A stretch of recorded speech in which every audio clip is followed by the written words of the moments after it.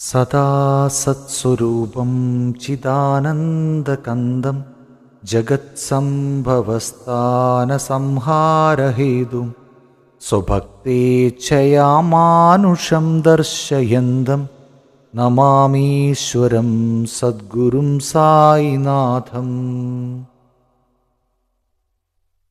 അധ്യായം 8. മനുഷ്യജന്മത്തിൻ്റെ പ്രാധാന്യം. ഈ ബ്രഹ്മാണ്ഡത്തിൽ ദൈവം കോടാനുകോടി ജീവജാലങ്ങളെ സൃഷ്ടിച്ചു. സ്വർഗം, നരകം, ഭൂമി, സമുദ്രം, ആകാശം മുതലായ സ്ഥലങ്ങളിൽ അധിവസിപ്പിച്ചു. അതിൽ ദേവന്മാരും ദേവതുല്യരും മനുഷ്യൻ, മൃഗം, കൃമി ആദിയായവയും ഉൾപ്പെടുന്നു. ഇവയിൽ പുണ്യാത്മാക്കളാകുന്ന ജീവജാലങ്ങൾ സ്വർഗത്തിലെത്തുന്നു. പുണ്യം തീരുന്നതുവരെ അവിടെ നിർത്തി വീണ്ടും ജനിപ്പിക്കുന്നു. പാപം ചെയ്തവർ നരകത്തിൽ പോയി പാപഫലം തീരുന്നതുവരെ ദണ്ഡനമനുഭവിക്കുന്നു. പാപപുണ്യങ്ങൾ സമനിലയിൽ നിൽക്കുമ്പോൾ ഭൂമിയിൽ മനുഷ്യനായി ജനിക്കുന്നു. അത് മോക്ഷത്തിനായി അധ്വാനിക്കാൻ അവസരം കൊടുക്കലാണ്. അങ്ങനെ പുണ്യബന്ധങ്ങൾ മുറിഞ്ഞു പോകുമ്പോൾ മോക്ഷം സിദ്ധിക്കുന്നു. ആത്മാക്കൾക്ക് പുനർജന്മം കർമ്മഫലത്തിന് അനുസരിച്ചിരിക്കും. മനുഷ്യ ശരീരത്തിനുള്ള പ്രത്യേക വില. എല്ലാ ജീവജാലങ്ങൾക്കും ഭക്ഷണം, നിദ്ര, ഭയം, ലൈംഗിക ബന്ധം എന്നീ 4 കാര്യങ്ങൾ പൊതുവിലുള്ളതാണ്. മനുഷ്യന് ഇതിനു പുറമെ ജ്ഞാനം എന്ന ഒരു പ്രത്യേക ഗുണം കൂടിയുണ്ട്. അതുകൊണ്ട് ദൈവതത്വം മനുഷ്യജന്മത്തിന് മാത്രം അറിയാൻ കഴിയുന്നു. അതുകാരണമാണ് ദേവന്മാർ മനുഷ്യരിൽ അസൂയാലുക്കളായി പൂർണ്ണത പ്രാപിക്കാൻ മനുഷ്യജന്മം ആർജിക്കുന്നത്. ചിലർ പറയും, അഴുക്ക്, കഫം മുതലായവ നിറഞ്ഞ് നാശോന്മുഖമായും രോഗം, മരണം ഇവയ്ക്ക് വിധേയമായും ഇരിക്കുന്ന മനുഷ്യ ശരീരത്തെക്കാൾ മോശം മറ്റൊന്നില്ലെന്ന്. ഏറെക്കുറെ ഇത് ശരിയാണെങ്കിലും അതിൻ്റെ പ്രത്യേക വില മനുഷ്യന് ജ്ഞാനം സമ്പാദിക്കുവാൻ കഴിയുന്നു എന്നതാണ്. ആ ജ്ഞാനം കൊണ്ട് ദേഹം ക്ഷണികവും നാശോന്മുഖവുമാണെന്ന ബോധ്യം വന്ന് വിരക്തിയുണ്ടായി സത്യമിത്ത വിവേചനം ചെയ്ത് ദൈവസങ്കല്പമുണ്ടാക്കാൻ സാധ്യമാകുന്നു. അപ്പോൾ ശരീരം വൃത്തികെട്ടതാണെന്ന് പറഞ്ഞു തള്ളിയാൽ പരബ്രഹ്മജ്ഞാനത്തിന് സാധ്യത നഷ്ടപ്പെടുകയും ശരീരം തന്നെ എല്ലാമെന്ന് വെച്ച് അതിനെ താലോലിച്ച് സുഖേച്ഛുവായാൽ നരകത്തിൽ പോകലും ഫലമാകുന്നു. ശരിയായ മാർഗം ശരീരത്തെ അവഗണിക്കുകയും അരുത്, താലോലിക്കുകയും അരുത് എന്നതാണ്. ഒരു യാത്രക്കാരൻ പ്രാപ്യസ്ഥാനത്തെത്തി മടങ്ങി വരാൻ താൻ യാത്ര ചെയ്യുന്ന കുതിരയെ എങ്ങനെ ശ്രദ്ധിക്കുന്നുവോ അപ്രകാരം ശരീരത്തെയും കരുതി രക്ഷിക്കേണ്ടതാണ്. അത് പൂർണ്ണതയും ആത്മജ്ഞാനവും സമ്പാദിക്കുവാനുള്ള യാത്രയിലേക്കുള്ള കുതിര എന്ന പോലെ കരുതിയാൽ മതി. ദൈവസൃഷ്ടികളിൽ പലതിനും ദൈവത്തിൻ്റെ പ്രവൃത്തിയെ മനസ്സിലാക്കാൻ കഴിയില്ല. അപ്പോൾ പ്രത്യേകതരം സൃഷ്ടിയായി മനുഷ്യനെ സൃഷ്ടിച്ചു, വിവേകം കൊടുത്തു. മനുഷ്യൻ കാര്യം മനസ്സിലാക്കി ദൈവപ്രഭാവം അഭിനന്ദിച്ചപ്പോൾ ദൈവം തൃപ്തിപ്പെട്ടു.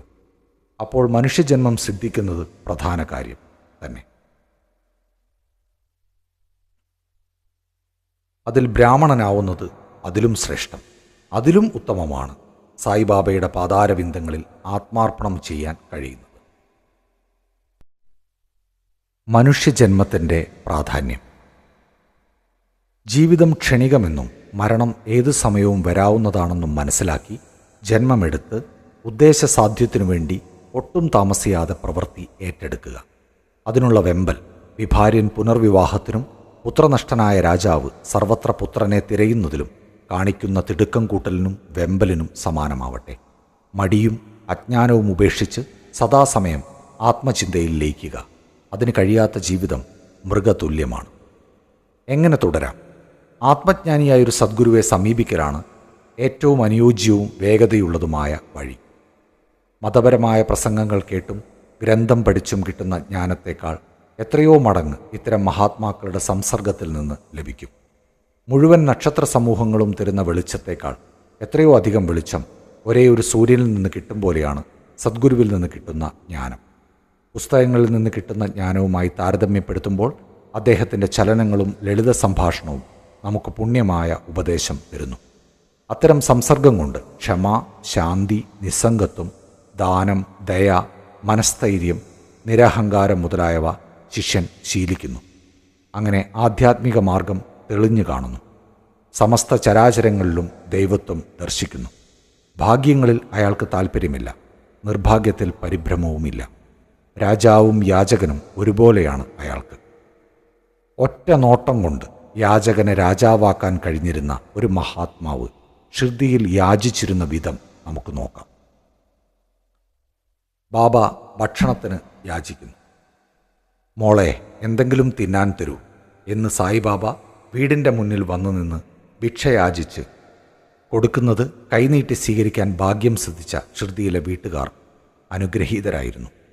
ഒരു കൈയിൽ ഒരു തകരപ്പാത്രവും മറ്റേ കൈയിൽ ചതുരരൂപത്തിലുള്ള ഒരു തുണിക്കഷ്ണവും ഉണ്ടായിരിക്കും. നിത്യവും ചില വീടുകളുടെ വാതിൽക്കൽ ചെന്ന് യാചിക്കും. ദ്രാവക രൂപത്തിലും കൊഴുപ്പുള്ളതുമായ എന്തും, അതായത് സൂപ്പ്, പച്ചക്കറി കൂട്ടാൻ, പാല്, തൈര് മുതലായതെല്ലാം തകരപാത്രത്തിലും, ചോറ്, റൊട്ടി, ചപ്പാത്തി മുതലായ ദ്രവരൂപമല്ലാത്തതെല്ലാം തുണിക്കഷ്ണത്തിലും വാങ്ങും. ജിഹ്വാ ചാബല്യം വിജയിച്ച ബാബയ്ക്ക് സ്വാദ് ഒരു പ്രശ്നമല്ല. പിന്നീട് തകരപാത്രത്തിലെയും തുണിക്കഷ്ണത്തിലെയും സാധനങ്ങൾ കൂട്ടിക്കലർത്തും. അത് ബാബ മതിയാവോളം കഴിക്കും. ഒരു സാധനം സ്വാദുള്ളതോ അല്ലാത്തതോ എന്നൊന്നും ബാബ ഗൗനിക്കാറില്ല. ബാബ ഉച്ചവരെ യാചിക്കുമെങ്കിലും അതിന് സമയനിഷ്ഠയൊന്നുമില്ലായിരുന്നു. ചിലപ്പോൾ കുറച്ച് ചുറ്റി നടക്കും, ചിലപ്പോൾ ഉച്ചയ്ക്ക് 12 മണിവരെ യാചിക്കും. ഇങ്ങനെ കിട്ടുന്ന ഭക്ഷണം ഒരു മൺപാത്രത്തിലിടും. നായ്ക്കളും പൂച്ചകളും കാക്കകളും ഒരു ഭാഗത്തു നിന്ന് തിന്നുന്നുണ്ടാവും. ബാബ അവയെ ഒരിക്കലും ആട്ടിപ്പായിക്കില്ല. മസ്ജിദ് അടിച്ചു വാരുന്ന സ്ത്രീ 10-12 റൊട്ടി കഷ്ണങ്ങൾ വീട്ടിലേക്ക് കൊണ്ടുപോകും. ആരും അവളെ തടയില്ല. സ്വപ്നത്തിൽ പോലും നായ, പൂച്ച മുതലായവയോട് പരുത്ത് സംസാരിക്കാത്ത ബാബയ്ക്ക് എങ്ങനെ നിസ്സഹായർക്ക് ഭക്ഷണം നിഷേധിക്കാൻ കഴിയും? ഷിർദിയിലുള്ളവർ ആദ്യം ബാബ ഒരു ഭ്രാന്തനായ ഫക്കീറാണെന്ന് ധരിച്ചു. ഗ്രാമത്തിൽ ഭ്രാന്തൻ ഫക്കീർ എന്ന പേരിൽ ബാബ അറിയപ്പെട്ടു. ഒരു ഭിക്ഷാന്തേഹിയായി ജീവിക്കുന്ന ആ സന്യാസിയെ ആരാണ് ബഹുമാനിക്കുക? പക്ഷേ ഈ ഫക്കീർ വളരെ ദയാലുവും ദാനശീലനുമായിരുന്നു. ആ ചുറ്റുപാടിലും ആ ഗ്രാമത്തിൽ അന്നും ബാബയുടെ മഹത്വം മനസ്സിലാക്കിയവരുണ്ടായിരുന്നു. ഒരു ഉദാഹരണം താഴെ കൊടുക്കുന്നു. ബായാജാബായിയുടെ നിസ്തുല സേവനം. താത്യാക്കോട്ടയുടെ അമ്മ ബായാജാബായി ഉച്ചയ്ക്കൊരു കൊട്ടയിൽ ചപ്പാത്തിയും കറിയുമായി കാട്ടിൽ മുഴുവൻ ബാബയെ തിരഞ്ഞു നടന്നിരുന്നു. അവർ കാട്ടിൽ നാഴികകളോളം തിരഞ്ഞു നടന്ന് മുള്ളും കല്ലും ചവിട്ടി ഭ്രാന്തൻ ഫക്കീറിനെ കണ്ടുപിടിച്ച് കാൽക്കൽ നമസ്കരിക്കും. ഫക്കീർ ശാന്തനായി ധ്യാനനിരതനായി ഇരിക്കുന്നുണ്ടാവും. അവർ ഒരു ഇല വെച്ച് ഭക്ഷണം അതിൽ വിളമ്പും. എന്നിട്ട് ബലമായി ബാബയെ തീറ്റും. അവരുടെ വിശ്വാസവും സേവനവും വിസ്മയാവഹമായിരുന്നു. എല്ലാ ദിവസവും അവർ കാട് മുഴുവൻ ഇങ്ങനെ ബാബയെ തിരഞ്ഞു പിടിച്ച് തീറ്റും. അവരുടെ ഉപാസനയോ തപസ്സോ സേവനമോ എന്തായാലും അത് ബാബ ഒരിക്കലും മറന്നില്ല. അവരെ ഓർത്ത് അവരുടെ മകന് ബാബ ഗംഭീരമായ നേട്ടങ്ങൾ കൊടുത്തു. അമ്മയ്ക്കും മകനും ഫക്കീർ ദൈവമായിരുന്നു. ബാബ അവരോട് പറയും, സന്യാസം പ്രഭുത്വമാണ്, അത് ശാശ്വതമാണ്. സാധാരണക്കാർ മനസ്സിലാക്കുന്ന പ്രഭുത്വം ക്ഷണികമാണ്. കുറേ കാലം കഴിഞ്ഞ് ബാബ കാട്ടിൽ പോക്ക് നിർത്തി. പിന്നെ ഭക്ഷണം കഴിക്കൽ മസ്ജിദിൽ വെച്ചാക്കി. അതോടുകൂടി ബായാജാബായിക്ക് കാട്ടിൽ അലഞ്ഞു നടക്കേണ്ട ബുദ്ധിമുട്ടും തീർന്നു. 3 പേരുടെ ആവാസം. ഭഗവാൻ വാസുദേവൻ കുടികൊള്ളുന്ന ഋഷിമാർ പുണ്യാത്മാക്കളും അവരുടെ സംസർഗം ലഭിച്ചവർ ഭാഗ്യവാന്മാരുമാണ്. അങ്ങനെ 2 പേർ, അതായത് താത്യാക്കോട്ടെ പട്ടേലും ഭഗത് മഹൽസാബദിയും സദാസമയവും സായിബാബയുടെ കൂട്ടാളികളായി അനുഗ്രഹീതരായി. ബാബ 2 പേരെയും ഒരുപോലെ സ്നേഹിച്ചു. ഇവർ 3 പേരും മസ്ജിദിൽ കിഴക്കോട്ടും പടിഞ്ഞാറോട്ടും വടക്കോട്ടും തലവെച്ചും കാലടികൾ അന്യോന്യം തൊട്ടുകൊണ്ടും രാത്രി കിടക്കും. വിരിപ്പുകൾ വിരിച്ച് അവരെങ്ങനെ അർദ്ധരാത്രി വരെ കളിതമാശകൾ പറഞ്ഞു കിടക്കും. ആർക്കെങ്കിലും ഉറക്കം വന്നാൽ മറ്റു 2 പേർ കൂടി ഉണർത്തും. ഉദാഹരണത്തിന് താത്യയ്ക്ക് ഉറക്കം വന്നാൽ ബാബ അയാളെ അങ്ങോട്ടും ഇങ്ങോട്ടും ഇളക്കി തല പിടിച്ചമർത്തി ഉണർത്തും. അല്ലെങ്കിൽ മഹൽസാബദി കാലിൽ തട്ടി മേൽ തട്ടി ഉണർത്തും. ആ കാലം എന്തുമാത്രം സന്തുഷ്ടവും അവിസ്മരണീയവുമായിരുന്നു. ബാബയുടെ ആ പ്രേമവും കാരുണ്യവും ആർക്കാണ് അളക്കാൻ കഴിയുക? അച്ഛൻ മരിച്ചതിൽ പിന്നെ താത്യ വീട്ടുകാര്യം ഏറ്റെടുത്ത് വീട്ടിൽ തന്നെ കിടക്കാൻ തുടങ്ങി. റഹഡയിലെ കുഷൻ ചന്ദ്. ബാബയ്ക്ക് ഷിർദിയിലെ ഗണപത് കോട്ടെ പട്ടേലിനെ വളരെ ഇഷ്ടമായിരുന്നു. അതുപോലെ തന്നെ ബാബ റഹഡയിലെ ചന്ദ്രബാനു ഷേട്ടുവേയും സ്നേഹിച്ചു.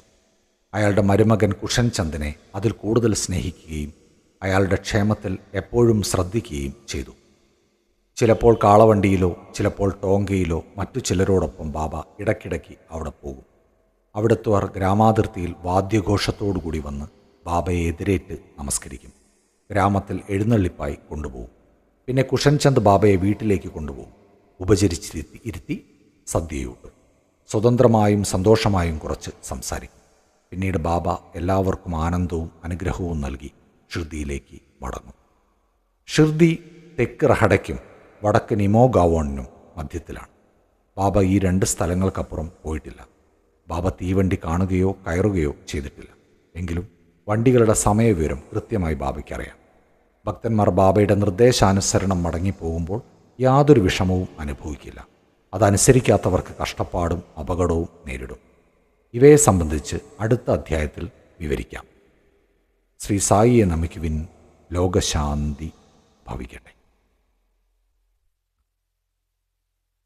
സദാ സത്സ്വരൂപം ചിദാനന്ദകന്ദം ജഗത്സംഭവസ്ഥാനസംഹാരഹേതും സ്വഭക്തേച്ഛയാമാനുഷം ദർശയന്തം നമാമീശ്വരം സദ്ഗുരും സായിനാഥം.